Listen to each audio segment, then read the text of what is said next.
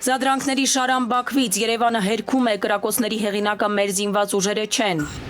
Կա պատերազմի վտանգ թե ոչ, Ալիևը Ասլան է կտրել, հայկական կողմն էլ հանգստացնում է, սպառնալիքի դեպքում կտեղեկացնեն։ Միրզոյանն ու Բայրամովը մեկնում են Անտալիա, կլինի արդյոք արտգործնախարարների տետ-տա-տետ հանդիպում։ Հայ-իրանական աննախադեպ զորավարժություններ սահմանին, Իրանի մեսիջը աշխարհին, կարձագանքեն, եթե հարկ լինի։ Բաքուն Իրանով Հայաստանը շրջանցող ճանապարհ է կառուցում, Ալիևի հոխորտանքը, Հայաստանը կմնա փակուղում։ Առանց կրթվելու մարդկանց տանում ենք տգիտության ու աղքատության, Փաշինյանը կառավարիչներին 7 տարի իր գլխավորությամբ մնացել են նույն դասարանում։ Երևան աշտարակ մայրուղի Արար 2, պրոշյանցիների տրանսպորտային պահանջը բավարարվել է, քասախցիներինը ոչ, կրկին մայրուղին փակ էր։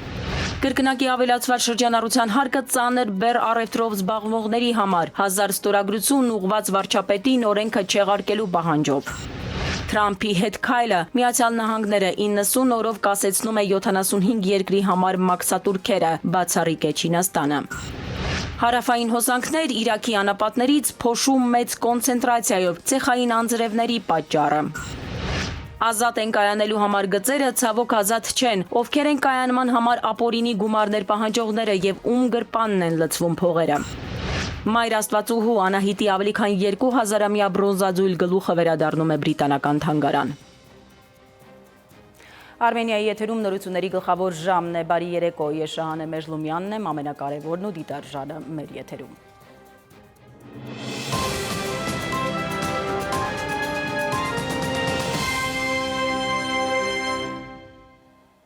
Երևանը հերքում է Բաքվի հերթական սադրիչ սուտը, Բաքուն այսօր կրկին հայկական կողմին մեղադրել է Տավուշի դիրքերից ադրբեջանական դիրքերի ուղղությամբ կրակելու համար։ Հայաստանի պաշտպանության նախարարությունը հայտնում է, որ տեղեկությունը չի համապատասխանում իրականությանը։ Սահմանամերձ գյուղերի բնակիչներն էլ պնդում են, որ ադրբեջանական կրակահերթեր ամեն օր են լինում, գիշեր թե ցերեկ արդեն սովորել են։ Աննախադեպ զորավարժություն Հայաստան-Իրան սահմանին, հայկական եւ իրանական ստորաբաժանումները միասին չեզոքացնում են ահաբեկչական հարձակումը սահմանային անցակետում։ Սա զորավարժության սցենարն է։ Խաղաղության այս զորավարժությունը եռացող մեր տարածաշրջանում ըստ վերլուծաբանների կարևոր տողատակ ունի։ Իրանը զորավարժությունները սովորաբար օգտագործում է հակառակորդներին զսպելու համար։ Սրանով իրանական կողմը փորձում է ցույց տալ աշխարհին, որ եթե լինի անկայունություն սահմանային հատվածում, իրենք անպայման կարձագանքեն։ Հայ-իրանական զորավարժությունը սահմանին վերջին տարիների դադարից ու լռությունից հետո աննախադեպ իրադարձություն են սովորակում փորձագետները։ Տարածաշրջանի անվտանգային նոր պայմաններում 2020-ի 44-օրյա պատերազմից հետո Հայաստանն ու Իրանը որևէ ռազմական համագործակցության չեն գնացել։ Քաղաքագետը նման իրադարձություն չի հիշում նաև դրան նախորդող տարիներին։ Ասում է, ծավալներով փոքր զորավարժություն է, ցուցադրական քիչ տարերով, բայց նաև քաղաքական կարևոր մեսիջներ կան։ Փոքրացավալ միջոցառում առնելու բացի դրանից ինչպես տեսնում եք խոսքը չի գնում դասական իմաստով համատեղ զորավարժությունների մասին, որտեղ փաստացի միաժամանակ երկու երկրի տարածքում պիտի տեղի ունենա։ Այս կարծում եմ դա պայմանավորված է նրա հետ, որ Իրանը ցանկացություն ունի, էլի հիմա ինքը մի կողմից խնդիր ունի ինչ-որ մեսիջ ուղարկի Ադրբեջանին ու Թուրքիային ու նաև ցույց տա, որ ներկայությունը պահպանում է տարածաշրջանում։ Իր համար բավականին բարդ իրավիճակում մյուս ուղղությունները։ Բայց միաժամանակ Իրան պետք չի, որ դա դառնա նոր ինչ-որ օջախ, ինչ-որ կետ լարվածության։ Երեք սկսված զորավարժությունները կշարունակվեն նաև այսօր։ Խաղարկվող սցենարը Հայաստան-Իրան պետական սահմանի տեղակայված սահմանային անցակետի վրա պայմանական ահաբեկչական խմբերի հարձակումն է առաջադրանքը դրանք չեզոքացնելու գործողություններ իրականացնելը։ Նորդուզում են հայ-իրանական ստորաբաժանումները։ Ուշագրավ է, որ Իրանի, ԱՄՆ-ի ու Իսրայելի հետ լարված հարաբերությունների ֆոնին է իրականանում այս զորավարժությունը։ Իրանն ամեն դեպքում հիշեցնում է, որքան էլ այլ ճակատներում զբաղված է, միևնույնն է, ամուր ռազմաքաղաքական ներկայություն ունի տարածաշրջանում։ Ռազմական նոր խնդիրներ ու բախումներ Իրանին իհարկե պետք չեն։ Դա է պատճառը, որ զուսպ հայտարարություններ են անում տպավորություն ստեղծելով, թե արտառոց ոչինչ չկա։ Ծայրահեղ հայտարարությունները ձեռնտու չեն նաև հայկական կողմին, այսպես ասենք, պատմության մեջ Ամերիկայի ամենահակաիրանական վարչակազմի պայմաններում։ Իրանի եւ Հայաստանի սահմանային տարածքներում որևէ վտանգ չկա։ Դա արվում է մարտական ուժերի պատրաստվածությունը բարձրացնելու, ահաբեկչության դեմ պայքարելու եւ կայուն խաղաղություն պահպանելու համար։ Օրեր առաջ էր Երևան եկել արտգործնախարար Աբբաս Արաղչին շեշտել, որ Իրանն աջակցում է տարածաշրջանի երկրների տարածքային ամբողջականությանը, միևնույն ժամանակ դիվանագետը նշել էր, որ էսկալացիայի վտանգ տարածաշրջանում կա։ Փորձագետն ասում է, այս ձևաչափով զորավարժություններ Իրանը նախորդ տարի էլ Ադրբեջանի հետ անցկացրեց։ Այդ երկրների միջև նաև վերջին շրջանում դիվանագիտական երկխոսություն կա, այսինքն կարելի է ընդհանրել, որ Իրանի գործողությունները զսպման մոտիվացիա ունեն։ Եթե Ադրբեջանը ինչ-որ կոնֆլիկտ է հարարում, Իրանը միջամտում է այդ կոնֆլիկտին, երրորդ քայլը լինելու է Թուրքիայի միջամտություն։ Այսինքն խոսքը չի սահմանափակվի Ադրբեջան-Իրան կոնֆլիկտով, այլ կվերածվի թուրք-իրանական կոնֆլիկտի։ Ու ես անկեղծ ասած չեմ կարծում, որ Իրանը ձգտում է այդ կոնֆլիկտի մեջ մտնել։ Իրանը Ադրբեջանի պահանջների մասին հստակ քաղաքական դիրքորոշում ունի, բայց փորձագետը հիշեցնում է, երբևէ պաշտոնական հայտարարություն չի եղել այն մասին, թե որքան կպաշտպանի այդ դիրքորոշումը ռազմական ճակատում։ Այնուամենայնիվ միամտություն կլինի կարծել, որ Ալիևյան ռազմատենչ սպառնալիքներով լեցուն հայտարարությունների ֆոնին պատահականություն է հայ-իրանական հակահաբեկչական վարժանքը խաղաղության զորավարժություն խորագրով։ Տիգրան Գուրգենյան, ժամը լրատվական։ Ադրբեջանի եւ Իրանի միջև քննարկվող նախագծերից մեկը Հայաստանը շրջանցող տրանսպորտային կապի կառուցումն է, որը Իրանի տարածքով Նախիջևանը կկապի Ադրբեջանի հիմնական տարածքին, հայտարարել է Ադրբեջանի նախագահը։ Ալիևը նշել է, որ շրջանցող ավտոճանապարհը արդեն կառուցվում է։ Շրջանցիկ երկաթուղու կառուցման շուրջ էլ Իրանի եւ Ադրբեջանի միջև բանակցություններ են ընթանում։ Մենք չենք կարող նստել ու սպասել։ Կկառուցենք շրջանցիկ ճանապարհ, իսկ Հայաստանը տարածաշրջանում կշարունակի փակուղու մեջ մնալ, ասել է Ալիևը։ Ալիևը աշխարհի աչքին թոզ է փչում, թե խաղաղություն է ուզում, մյուս կողմից հռետորաբանություն զարգացնում, կրկին շեշտում պայմանը։ Միայն սահմանադրություն փոխելու դեպքում կարելի կլինի խոսել տարածաշրջանում երկարաժամկետ կանխատեսելի հեռանկարի մասին։ Իսկ սահմանին Ադրբեջանի կողմից կուտակումներ են նկատելի։ Պատերազմի վտանգ կա հարցին մեր անվտանգության խորհրդի քարտուղարը պատասխանել է, սպառնալիքի դեպքում կտեղեկացնեն։ Դարձվել է Ռուսաստանի հետ ու չի շտկվում։ Այդպես է ցույց տալիս ամենայն դեպս նախ ասած, թե տեսանելի ապագայում Ռուսաստանի եւ Ուկրաինայի միջև խաղաղության ոչ մի հեռանկար չի տեսնում, հետո ասած Ռուսաստանը բռնազավթած տարածքները հայտարարեց Ռուսաստանի մաս, ինչպես կարող է դրանցից հրաժարվել։ Ուկրաինան այս բռնազավթած հողերը, ինչպես մնացած աշխարհը, համարում է Ուկրաինայի մաս, Ադրբեջանն էլ դրանք Ուկրաինայի մաս է համարում։ Նա սլան է կտրել ու չի հանդարտվում։ Ագրեսորը եվրոպացիներին էլ է աչքի տակ առած պահում, հայտարարել է, թե Ադրբեջանը կուշտ է միջնորդներից։ 28 տարի մենք ունեինք այդ միջնորդները, ԵԱՀԿ Չարաբաստիկ Մինսկի խումբը, որի միակ նպատակն էր ամրապնդել օկուպացիան եւ Ղարաբաղը հանձնել Հայաստանին։ Համագործակցության հիմնական բեռը պետք է վերցնեն Հարավային Կովկասի առաջատար երկրները Ադրբեջանը եւ Վրաստանը, ասում է Իլհամ Հեյդարովիչը, բայց Հայաստանն էլ փաստորեն ըստ նրա տարածաշրջանում համագործակցելու շանս ունի, ու այստեղ էլ տեղնուտեղը էլի պայման է դնում։ Եթե Հայաստանը փոփոխություններ մտցնի իր սահմանադրության մեջ Ադրբեջանի նկատմամբ տարածքային հավակնությունների վերաբերյալ, կկարողանա միանալ այս գործընթացին, եւ մենք կկարողանանք խոսել մեր տարածաշրջանում երկարաժամկետ կանխատեսելի հեռանկարի մասին։ Չի թույլատրում հռետորաբանությունը սեղմում է օղակը։ Զարմանում է, որ Եվրահանձնաժողովի նախագահը խոսել է հայ-ադրբեջանական եւ հայ-թուրքական սահմանների բացման մասին։ Միջին Միչանսկին կամ ինչպես այն Եվրոպայում են անվանում համաշխարհային դարպասներին նպաստելու համար։ Ալիևը սա շատ տարօրինակ է համարում։ Այդ միջանցքն արդեն գոյություն ունի եւ Հայաստանն այստեղ որևէ դեր չի խաղում։ Մենք կարող ենք հասկանալ եվրոպական բյուրոկրատների զգացմունքները Հայաստանի նկատմամբ, բայց դուք չեք կարող անտեսել քարտեզը։ Որքան հեռու լինի Եվրամիությունը այս հարցերից, այնքան լավ կլինի բոլորի համար։ Այսպես Եվրամիությանն է հեռացնում, Ռուսաստանին էլ զավթիչ համարում։ Ու հնդածս հենց խելքին փչում է, կրակում է Սյունիքի գյուղերի ուղությամբ։ Սադրում խափում, թե հայկական դիրքերից են կրակում։ Եթե Հայաստանի անվտանգությանը սպառնալիքներ լինեն, կկիսվենք հանրության հետ։ Անվտանգության խորհրդի քարտուղարն է խոստանում։ Ասում է Հայաստանը շարունակելու է հերքել եւ աշխատել, որպեսզի սահմանային միջադեպերի հետաքննության մեխանիզմ ստեղծվի եւ սահմանային իրավիճակի մասին համապարփակ ինֆորմացիա ունենանք։ Հայաստանի Հանրապետության անվտանգության վերաբերյալ, եթե մենք սպառնալիք տեսնենք, բնականաբար հանրության հետ կկիսենք։ Եթե մենք ունենանք որևէ ինֆորմացիա, որը վերաբերում է Հայաստանի Հանրապետության անվտանգության սպառնալիքներին, բնականաբար մենք կկիսվենք։ Ալիևն ու Մեհրիբան խանումը հիմա Թուրքիայում են։ Դեռ կպարզվի, թե ինչ հրահանգներով են փոխանակվել մեծ ու փոքր եղբայրները Անտալիայի ֆորումի ընթացքում։ Դեռ հայտնի չէ նաև Էրդողանը մեկնելու է արդյոք Վաշինգտոն։ Թուրքիայի եւ Միացյալ Նահանգների նախագահները հավանական է առաջիկայում հանդիպեն, թուրք արտգործնախարար Հական Ֆիդանն է ասել։ Թրամփ-Էրդողան հանդիպման տեղն ու ժամն են ճշտում։ Մինչև այդ Բաքվում էլ թուրք-իսրայելական գաղտնի բանակցություններ են կայացել։ Ադրբեջանի մեդիան տարածում է, թե Թուրքիայի եւ Իսրայելի Ներկայացուցիչները բանակցություններում քննարկել են լարվածությունը նվազեցնելու մեխանիզմները, իսկ թուրք-իսրայելական հարաբերությունները հիշենք սրվել էին սիրիական իրադարձությունների ընթացքում, երբ Թուրքիա-Իսրայել շահերի կոնկրետ բախում կար։ Տարածաշրջանի կաթսան եռում է ու պարզ չէ դեռ, թե որքան կեռա Ալիևի արյունը, որքան նշանառության տակ կպահի Սյունիքի գյուղերը։ Սիրանուշ Մուրադյան, ժամը լրատվական։ Տարածաշրջանում խաղաղություն հաստատելու ուղղությամբ Ադրբեջանի եւ Հայաստանի քայլերը ողջունել է Միացյալ Նահանգների նախագահը։ Թրամփը այս մասին նշել է նամակում, որ հղել է Ադրբեջանի նախագահ Իլհամ Ալիևին Նովրուզի տոնի կապակցությամբ։ Անտալիայում վաղը դիվանագիտական ֆորում է մեկնարկում, որի մասնակցելու է նաև Հայաստանի արտգործնախարար Միրզոյանը, խորհրդարանի փոխոստնակ հայ-թուրքական կարգավորման հարցով բանագնաց Ռուբեն Ռուբինյանի հետ։ Համաժողովին Ջեյհուն Բայրամովն էլ է մասնակցելու։ Մեր արտաքին հարցերի գերատեսչությունից տեղեկացնում են, որ Միրզոյանը մի շարք հանդիպումներ կունենա։ Միրզոյան Բայրամով հնարավոր հանդիպման մասին չի հաղորդվում։ Հայ գերիների վիճակը Բաքվի բանտում շարունակում է անհուսալի մնալ, նրանք ֆիզիկական, հոգեբանական անմարդկային կտանքների են ենթարկվում։ Կարմիր խաչին միայն 6 շաբաթը մեկ են թույլատրում այցելել գերիներին։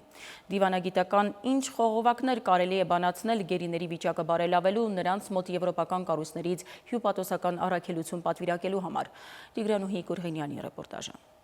Բաքվում պահվող 23 հայերից 7-ին ադրբեջանական տխրահռչակ արդարադատությունը արդեն հասցրել է դատել, մեղադրական դատավճիռներ կան։ Ցեղասպաններ, պատերազմական հանցագործներ են որակել այս մարդկանց, ուղարկել իրենց մոգոնած մեղքերի պատիժը կրելու։ Մյուս 16-ի կեղծ դատավարություններն էլ շարունակվում են ծանր մեղադրանքներով։ Պահման պայմանների, ֆիզիկական ու հոգեբանական վիճակի մասին միայն Կարմիր խաչն է այս ընթացքում տեղեկություններ ստացել, այն էլ դրանք հրապարակման ենթակա չեն։ Այցելության պարբերականությունը 6 շաբաթը մեկ է, դրանք հետաձգելու առիթը Ադրբեջանը սովորաբար բաց չի թողնում, օրինակ տոնական օրերը պատճառաբանելով։ Միեդում հայգերիների շահերի ներկայացուցիչը կոնկրետ է ձևակերպում ադրբեջանական վարքագծում որևէ դրական տեղաշարժ չկա։ Հայերին Բաքվում պահում են անմարդկային պայմաններում, խոշտանգում, կտանքների ենթարկում։ Պաշտպանելով, որ իրավապաշտպաններից մեկը խոսել էր այն մասին, որ Բաքվում պահող հայերի պայմանները բարելավել են։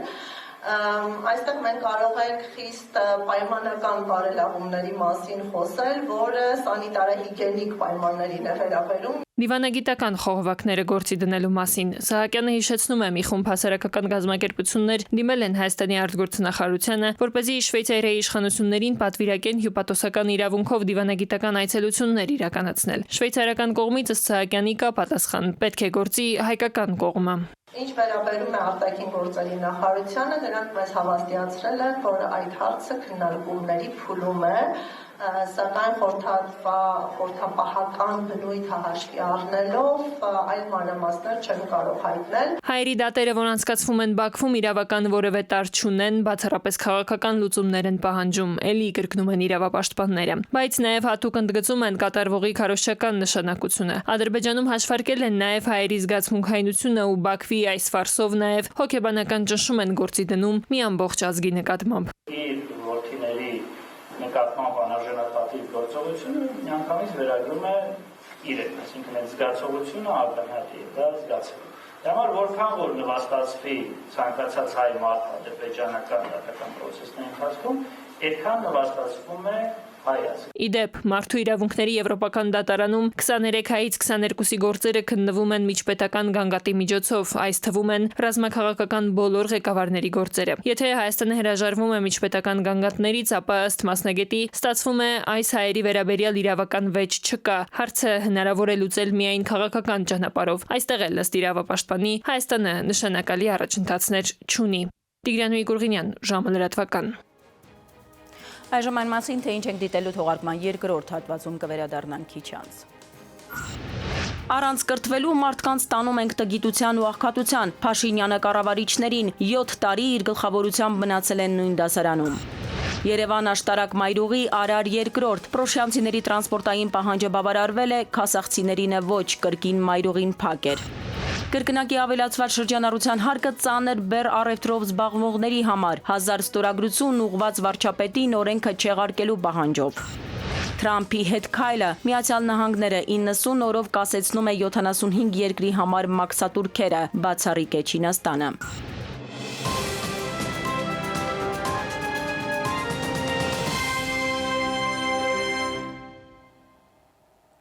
Մենք վերադարձանք, շարունակում ենք թողարկումը։ Ստամբուլում ավարտվել են Ռուսաստանի Դաշնության և Միացյալ Նահանգների միջև դեսպանատների աշխատանքի կարգավորմանը միտված խորհրդակցությունները, փակ ձևաչափով անցկացված բանակցությունները տևել են գրեթե 6 ժամ, հանդիպումը ավարտվել է առանց մամուլի համար հայտարարությունների։ Ռուսաստանն ու Միացյալ Նահանգները Աբու Դաբիում բանտարկյալներ են փոխանակել։ Վաշինգտոնը ազատել է Ռուսաստանի քաղաքացի Արթուր Պետրովին, որը ձերբակալվել էր 2023-ին Կիպրոսում պատժամիջոցների խախտմամբ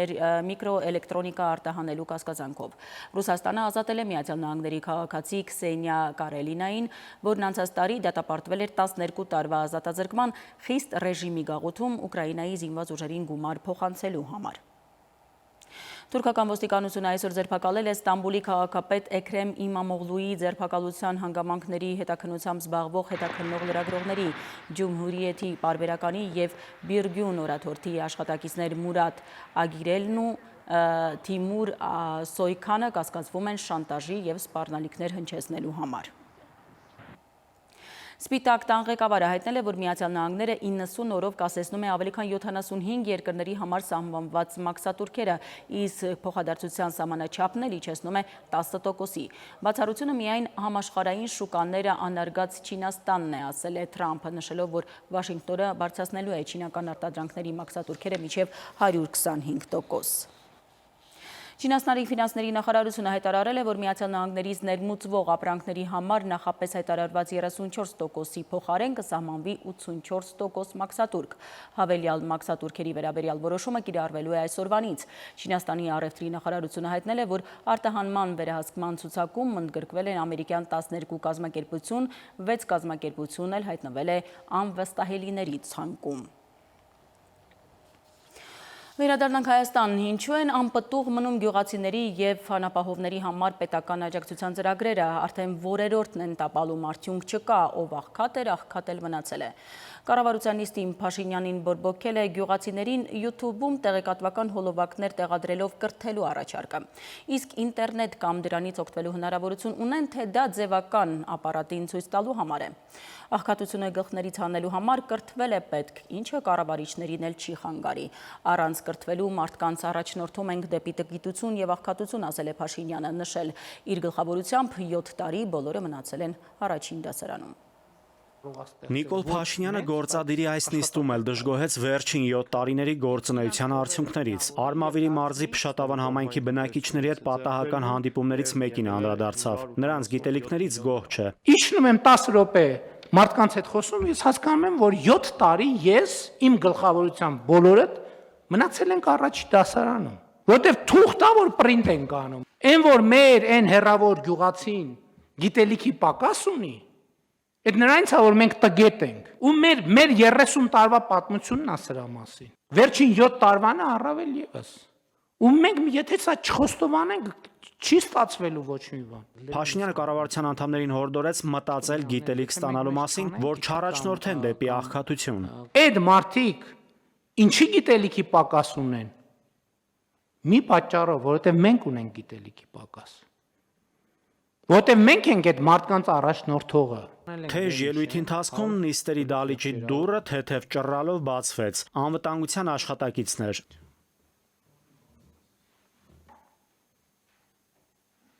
Մտածեցին կռիվ ենք անում։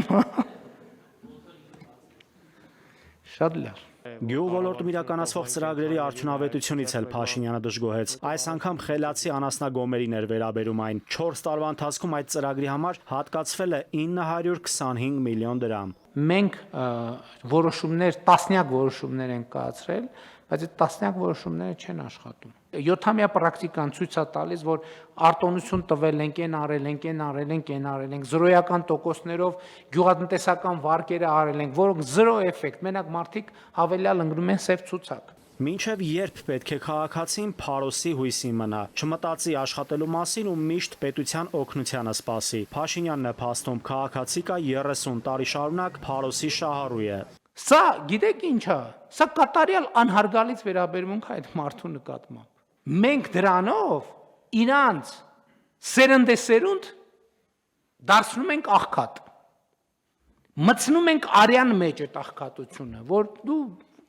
այդտեղ բան կանես։ Եվ սա լրջագույն խնդրեմ է, մենք սրա մասին պետք է մտածենք։ Կառավարությունը սակայն կաջակցի Արցախից բռնի տեղահանված կարիքավոր ընտանիքներին, որոնց մեկ անդամի հաշվարկով ամսական եկամտի չափը ցածր է 55,000 դրամից։ Ամսական աջակցությունը ընտանիքի առաջին բռնի տեղահանված անդամի համար 40,000 դրամ կլինի, երկրորդ, երրորդ եւ հաջորդ յուրաքանչյուրին կտրամադրվի 10,000 դրամ։ Նրանք աջակցություն կստանան մինչև դեկտեմբեր։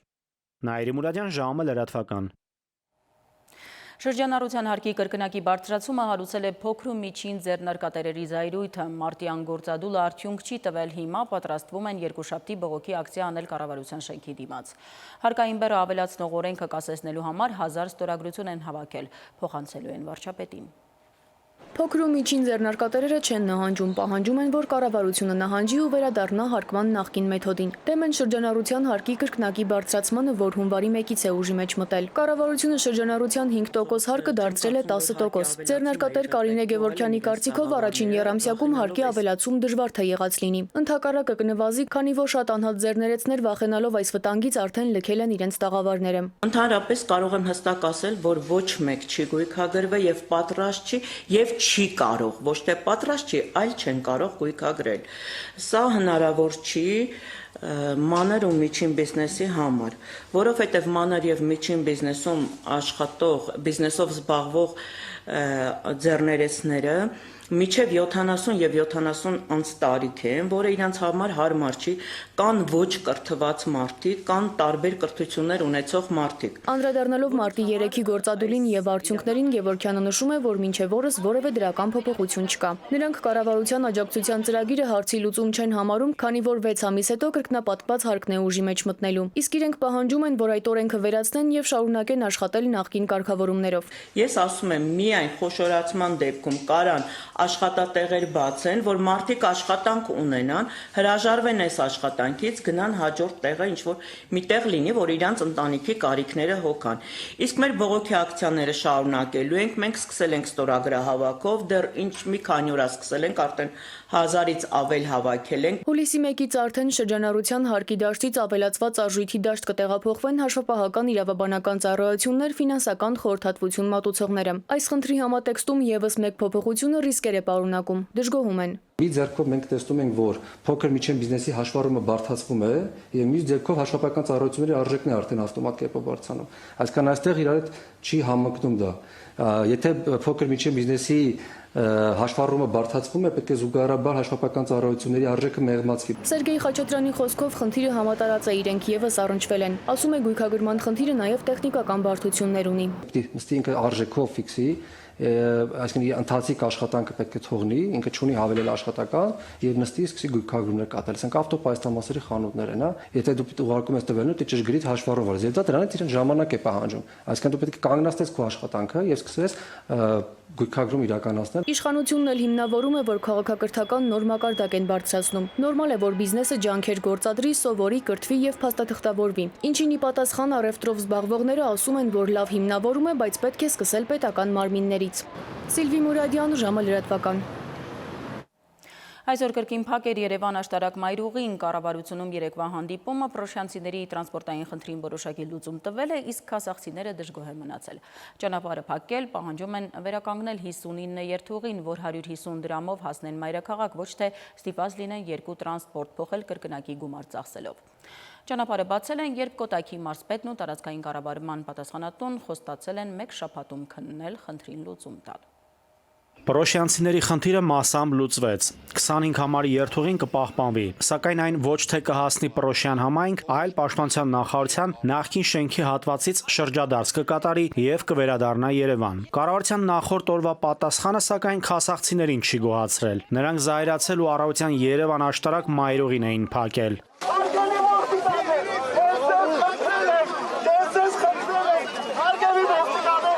Պահանջում են, որպեսզի 59 համար երթուղին Քասախից հասնի մինչև Երևան եւ հակառակ ուղղությամբ։ Քասախի բնակիչները պարբերաբար փակում էին Երևան աշտարակ մայրուղին, ոստիկաններն արգելում էին։ Փոխադրամիջոցները ստիպված մայթերով են երթևեկում։ Հասկանում եք, որ որ երթևեկության կանոն եք խախտում։ Աղջիկ ջան, թաղում եմ այդ կարաս ենյանից։ Մի քանի ժամ անց բողոքի ակցիայի մասնակիցներին տեղեկացրին, որ իրենց հետ հանդիպելու պատրաստակամություն են հայտնել տարածքային կառավարման եւ ենթակառուցվածքների փոխնախարարը Կոտայքի մարզպետը։ Ակցիայի մասնակիցները անդրդվելի են, ճանապարհը չեն բացի, մինչեւ գոհացնող պատասխան չստանան։ Չենք բացելու այնքան ժամանակ, մինչև իրանք այս որոշմանը լուծում չտան։ 25-ը աշխատում է, 59-ը չի աշխատում։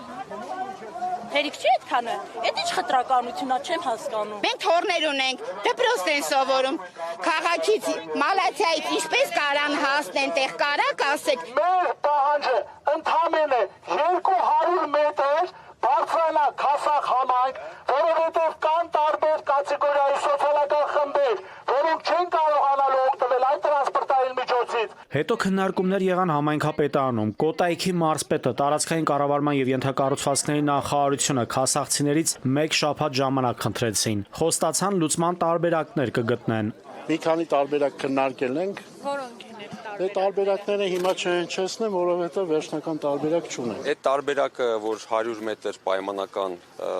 խորանա դեպի բնակավայր, ամեն դեպքում եթե այդ տարբերակը քննարկվի եւ հավանության արժանանա, ապա կստացվի, որ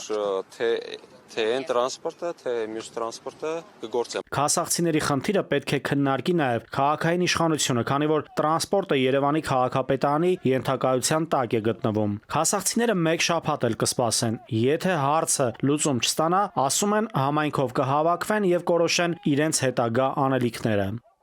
Նայիրի Մուրադյան, ժամը լրատվական։ Կրկին դադարում մեր եթերում կվերադառնանք քիչ անց։ Հարավային հոսանքներ Իրաքի անապատներից փոշու մեծ կոնցենտրացիայով ցեխային անձրևների պատճառը։ Ազատ են կայանելու համար գծերը ցավոք ազատ չեն, ովքեր են կայանման համար ապօրինի գումարներ պահանջողները եւ ում գրպանն են լցվում փողերը։ Մայր Աստվածուհու Անահիտի ավելի քան 2000-ամյա բրոնզաձույլ գլուխը վերադառնում է բրիտանական թանգարան։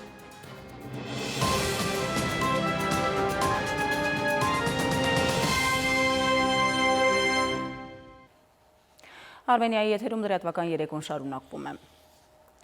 Մայր Աստվածուհու Անահիտի ավելի քան 2000-ամյա բրոնզաձույլ գլուխը վերադառնում է բրիտանական թանգարան։ Պատմության թանգարանում ասեղ գցելու տեղ չկար վերջին օրերին։ Արվեստի սիրահարները եկել էին մի վերջին անգամ տեսնելու Անահիտին։ Մայր Աստվածությունն Անահիտից Մարիամ խորագրով ցուցադրությունը ռեկորդային 50,000 այցելու է ունեցել 7 ամիսների ընթացքում։ Բրիտանական թանգարանից հայկական թանգարան եկավ ու մտավ իր հայրենակիցների սիրտը։ Առնչվում է մեր ինքնության, մեր պատմության, մեր մշակութային ժառանգության հետ։ Հնագետները փոքր հայքի Սատախ բնակավայրում այսօրվա Թուրքիայի Սադակ մարզում են 1873-ին հայտնաբերել մեր թվարկությունից առաջ 4-ից 2-րդ դարերում պտղաբերության, մայրության Աստվածուհու 10 կիլոգրամանոց բրոնզաձույլ գլուխն ու ձախ ձեռքը։ Հայտնաբերումից 1 տարի անց արձանի նմուշները ձեռք է բերել բրիտանական թանգարանը։ Այն համադրվել է Հայաստանի պատմության թանգարանի 60-ից ավելի տարաբնույթ նմուշների հետ, որոնք բոլորը պատմում են մայրության եւ ընդհանրապես կնոջ դերի, կնոջ պաշտամունքի եւ այս գլոբալ հայ երևույթի մասին։ Աստվածուհու ծագումնաբանության վերաբերյալ մինչ այսօր էլ տարակարծություններ կան՝ Վեներա, Աֆրոդիտե, թե Անահիտ, որ արձանը հայկական դիցարանին է պատկանում։ Մասնագետները համոզիչ փաստարկներ ունեն։ Հայաստանի պատմության թանգարանում Անահիտը համադրվել է նաև մեր պատմական Արտաշատ քաղաքից հայտնաբերված հելենիստական շրջանի նմուշների հետ, որոնք պատկերային առումով շատ նման են։ Հենց հայտնաբերման ժամանակ մեր հանվանի մտավորականը Ղևոնդի Ալիշյանն էր առաջինը, որ ասաց, որ արդեն հայտնաբերման վայրը իսկ նշանակալի է մեզ համար եւ կապվում է Անահիտ Դիցու հետ, որովհետեւ այդ ամբողջ հատվածները, տարածքները պատմական փոքր հայքի հենց անվանվում էին անահտական դեռ հնուց։ Անահիտի հատվածներ, որովհետև այնտեղ է գտնվել նաև Անահիտի գլխավոր մեհյանը։ Վերջին տասնամյակների ամենապահանջվածն է Մայր Աստվածություն Անահիտից Մարիամ խորագրով ցուցադրությունը։ Մարդաշատ լեփլեցուն սրահն է դրա վառ վկայությունը։ Հերթ են կանգնել Անահիտին հասնելու։ Բնականից լրիվ այլ, այսպես ասած, գեղեցկություն է, Այսպես ափսոս որ շատ կարճ ժամանակ է մնացել։ Իմանալով որ շուտով հեռացնելու են երկրից, ինձ ահավոր հետաքրքրեց, ես եկա տեսա, շատ հիասքանչ է։ Բախտ վիճակվեց ոչ միայն պատմության դասագրքերում կարդալ իր մասին, այլ նաև հենց անձնապես գալ եւ տեսնել ու իրականում հենց առաջին անգամ որ կանգնեցի իր առաջ, հենց զգում էի որ հուզվում եմ։ 7 ամսվա ընթացքում շուրջ 50,000-ից ավելի այցելու է ունեցել պատմության թանգարանը։ Սա ռեկորդային ցուցանիշ է։ Այսօր վերջին հնարավորությունն էր նրան հասնելու։ Վաղն արդեն դիցուհին հետ կվերադառնա։ Սվետլանա Ավդիշյան, Վահան Գուլոյան, ժամը լրատվական։ Հայկական ազգային երաժշտական ակադեմիան հայտարարել է Խազեր մրցանակաբաշխության 17 նոմինացիաներում առաջադրված արտիստներին։ Նրանք ընտրվել են իրենց իսկ կողմից ներկայացված հայտերի հիման վրա։ Արտիստները նոմինացվել են նաև երկրպագուներից 100-ից ավելի ձայն ստանալով։ Քվեարկության առաջին փուլը ակադեմիայի խորհրդի անդամներն են կազմակերպել։ Արդեն ապրիլի 21-ից 29-ը օնլայն քվեարկության միջոցով ակադեմիայի շուրջ 300 անդամները կընտրեն հաղթողներին առաջադրված արտիստներից։ Հաղթողների անունները կհայտարարվեն ապրիլի 30-ին մրցանակաբաշխության ժամանակ։ Բոլոր անվանակարգերի մասին համապարփակ տեղեկություն կա Խազերի պաշտոնական կայքում եւ սոցիալական էջերում։ Կհանդիպենք ապրիլի 30-ին Կարեն Դեմիրճյանի անվան մարզահամերգային համալիրում։ Պաշտոնական հեռարձակող Armenia TV։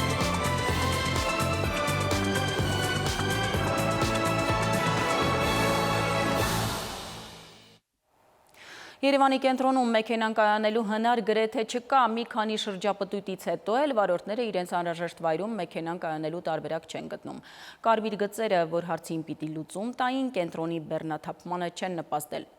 Իսկ ազատ են կայանելու համար գծերը ցավոք ազատ չեն, ինչ որ մարդիկ են հայտնվել, որ գումար են գանձում կայանման համար։ Ովքեր են կայանման համար ապօրինի գումարներ պահանջողները եւ ում գրպանն են լցվում փողերը, հարցերի պատասխանը փնտրել է Սիլվի Մուրադյանը։ Երևանում համատարած է դարձել անվճար կայանատեղիների համար քաղաքացիներից ապօրինի գումարի գանձումը։ Եղել են ինձ հետ դեպքեր, ինչ որ մի սուպերմարկետի հարևանությամբ, երբ որ ուզում էի կայանել մեքենան, մոտեցավ այնտեղի աշխատողը, ով կարող եմ ասել, որ ապօրինի գումար էր հավաքում, 200 դրամ, 300 դրամ, եւ ասաց, որ այստեղ կայանելու իրավունք չունես։ Ես սկսեցի պարզաբանել, թե ինչու իրավունք չունեմ, հետո զանգեցի քաղաքապետարան, պարզեցինք, որ ես իրավունք ունեի այդ սուպերմարկետի դիմաց կայանելու։ Վարորդը հիշեցնում է, երբ օրինակ խանութի սեփականատերերը արկղեր էին տեղադրում կայանատեղիներում խոչընդոտելով կայանումը, երևույթի վերաբերյալ սահմանվեց խիստ հսկողություն։ Հիմա սակայն այն նորից ակտիվանում է։ Այսպիսով անօրինականությունները մասսայականանում են, քաղաքացիները համարում են, որ սա պայմանավորված է քաղաքապետարանի ոչ հետևողական աշխատանքով։ Կարմիր գծեր եղան, այդ ամեն ինչը եկավ, որ այստեղ մնացածը մասնավորը, եթե չէ ազատա կայանելու համար։ Հիմա ազատա կայանելու համար տեղերը ցավոք սրտի այլևս մեղմ ասած ազատ չի, ինչ որ մարդիկ նորից հայտնվել են, պահանջում են գումարներ,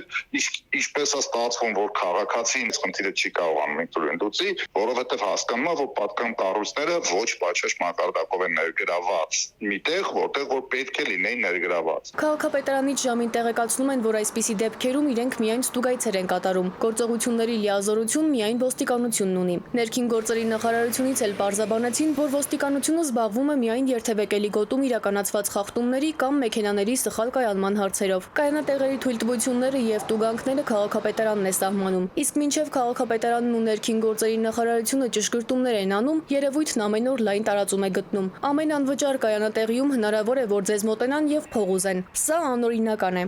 Սիլվի Մուրադյան, ժամը լրատվական։ Հայաստանի խոշոր օպերատոր Vivan ամփոփել է նախորդ տարին թվային վերափոխման որակական նոր փուլով ներկայացրել ձեռքբերումները։ Գլխավոր թիրախային նպատակը առաջիկա տարիների համար ամբողջ երկիրը 5G ծածկույթով ապահովելն է։ 2.5 միլիարդ դրամ արդեն ներդրում են արել այդ ուղղությամբ։ 2024-ը Viva-ի համար ձեռքբերումների եւ ֆինանսական աճի տարի էր։ Ընկերությունը դարձել է բջջային ու ֆիքսված կապ, հեռուստատեսություն, անպային ծառայություններ, հավելվածներ, նորարարական տեղեկատվական տեխնոլոգիաների լուծումներ առաջարկող թվային էկոհամակարգ։ 2024-ի վերջին Viva-ն արդեն ունի 2.3 միլիոն բաժանորդ։ Ребрендинг, который мы провели в 2024 году. 2024-ին իրականացված ռեբրենդինգն արտահայտում էր ընկերության թվային վերափոխման որակական նոր փուլը։ Թվային նոր դարաշրջանում ընկերության արժեքներն ու տեսլականը։ Մեր առաջընթացը հնարավոր չէր լինի առանց իմ բոլոր թիմակիցների, որոնք օրորի ապագայի տեսլականը դարձնում են մեր ներկան։ Մենք եղել ենք ու շարունակում ենք մնալ ոլորտի առաջատարը։ Շնորհակալ եմ մեր բաժանորդներին, որ վստահեցին ու աջակցեցին մեզ։ Լավագույնը դեռ առջևում է։ Մեկ տարի առաջ ընկերությունը սկսեց իր համագործակցությունը կինոդարան թիվ 1 սթրիմինգային հարթակի հետ։ Հայալեզու բարձրակարգ բովանդակությունը շատերին գրավեց, արդյունքում 2023-ի համեմատ Viva-ի սակագնային պլաններում ներառված կինոդարանից օգտվողների թիվը եռապատկվեց։ Ընկերության գլխավոր տնօրենը լրագրողի հարցինի պատասխան անդրադարձավ նաև 5G ցանցի կառուցման Viva-ի առաջիկա պլաններին։ Сначала делаем, а потом рассказываем. Մենք նախընտրում ենք սկզբում իրականացնել, իսկ հետո միայն պատմել։ Viva-ն այսօր արդեն ունի ռադիո հաճախականությունների 2 անգամ ավելի մեծ ռեսուրս, քան առաջ, ինչը Viva-ի ռադիո հաճախականությունների ձեռքբերման նպատակով իրականացրած ամենախոշոր ներդրումի արդյունքն է։ 2.5 միլիարդ դրամի ներդրում ուղղված 5G-ի համար նախատեսված ռադիո հաճախականությունների օգտագործման թույլտվություն ստանալուն, ինչը տեղի ունեցավ այս տարվա ապրիլի 2-ին։ Տեխնոլոգիական նորամուծությունների մասին մենք կտեղեկացնենք հավելյալ։ Միայն կարող եմ ավելացնել, որ արդեն իսկ նախագծված են մի շարք ծառայություններ ու պրոդուկտներ 5G խոշորածավալ ներդրման ընթառաջ։ Կիրականացնենք եւ կտեղեկացնենք։ Առաջիկա 7 տարիների ընթացքում ընկերությունը պլանավորում է 5G տեխնոլոգիայով փուլ առ փուլ ծածկույթ ապահովել գործող, ինչպես նաև նոր մայրուղիներում, սահմանային գործող եւ նոր մաքսակետերում, բոլոր քաղաքներում, ակադեմիական եւ ինժեներական քաղաքում։ Հատկանշական է, որ Viva-ն առաջինն է Հայաստանում ներդրել 5G ցանց Երևանում եւ Գյումրիում։ Viva-ի բաժանորդներին հասանելի են նաև նորարարական Wi-Fi calling ու VoLTE ծառայությունները, որոնք օրորի ավելի մեծ պահանջարկ են վայելում։ 2024 год 2024 թվականին Wi-Fi calling ծառայությունն արձանագրել է 70% աճ օգտատերերի թվի կտրվածքով։ Նախորդ տարվա համեմատությամբ արտերկրում Wi-Fi calling օգտագործողների թիվը կրկնապատկվել է, իսկ ձայնային թրաֆիկը ռեկորդ է սահմանել, աճելով 3 անգամ։ Մշակվել եւ բարելավվել են տուրիստական փաթեթները ներառյալ Voyage ծառայությունը։ Voyage 30-ը Viva-ի բաժանորդներին հասանելի է ավելի քան 70 երկրում ընդամենը 1500 դրամով, թույլ տալով վայելել 1000 մեգաբայթը ռոումինգում մինչև 30 օր։ Նախորդ տարվա համեմատ զգալիորեն շուրջ 35%-ով աճել է ռոումինգ ծառայություններից օգտվող բաժանորդների քանակը։ Ռոումինգում սպառված ինտերնետ թրաֆիկի ծավալը նախորդ տարվա համեմատ գրեթե կրկնապատկվել է։ Սվետլանա Ավդիշյան, Վահան Գուլոյան, ժամը լրատվական։ 17 անշարժ գույք 13-ը Երևանում բռնագանձել հօգուտ պետությանը, ապօրինի ծագում ունեցող գույքի բռնագանձման հերթական հայցը եւ հարավային հոսանքներ Իրաքի անապատներից փոշում մեծ կոնցենտրացիայով ցեղային անձրևների պատճառը ըստ օդերևութաբանների։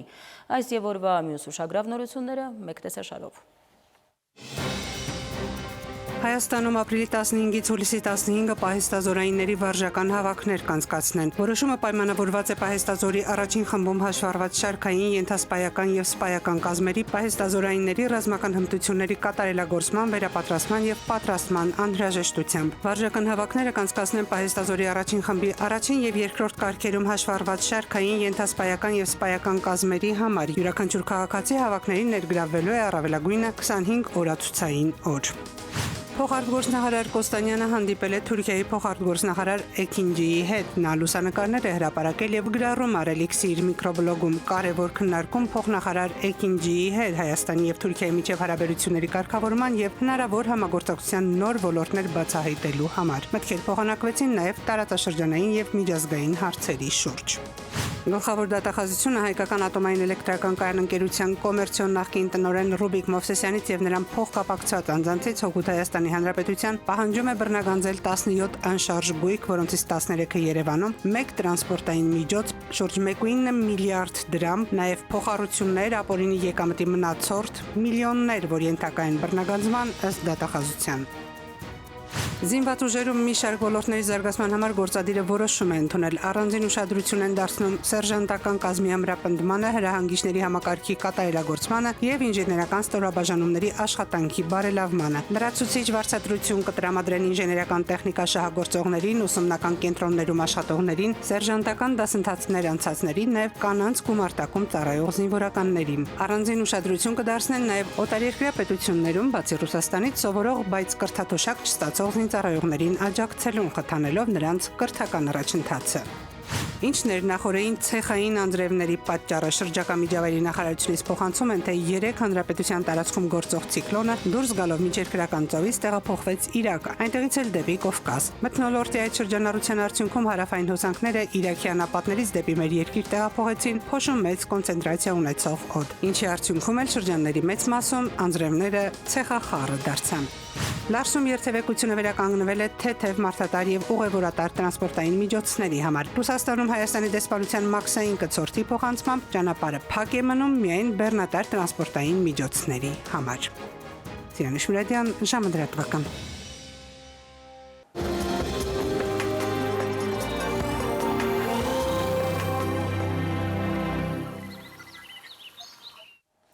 Եվ վերջում օթերևութաբանների կանխատեսումների մասին ջերմաստիճանը կիչնի։ Իդեպ եղանակի տեսության հովանավորն է Ֆերոսի ապրանքանիշը իր հուսալի, անվտանգ և գերխնայող գազի կաթսաներով, որոնք պաշտոնապես ներկայացված են էքստերգեր խանութների ցանցում։ Ֆերոսի եղանակ ստեղծող կաթսաներ։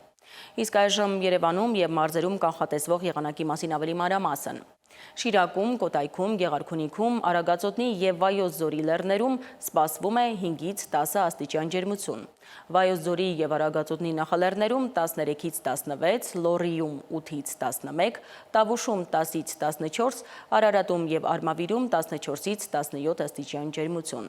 Սյունիքի հովիտներում 15-ից 19, իսկ Սյունիքի նախալեռներում 8-ից 13 աստիճան ջերմություն։ Երևանում գիշերը սպասվում է 3-ից 5 աստիճան ջերմություն, ցերեկը 13-ից 15, երեկոյան ժամերին 9-ից 11 աստիճան ջերմություն։ Այսքանն էինք պատրաստել այսօրվա համար, ես ձեզ հրաժեշտ եմ տալիս և մաղթում խաղաղ գիշեր։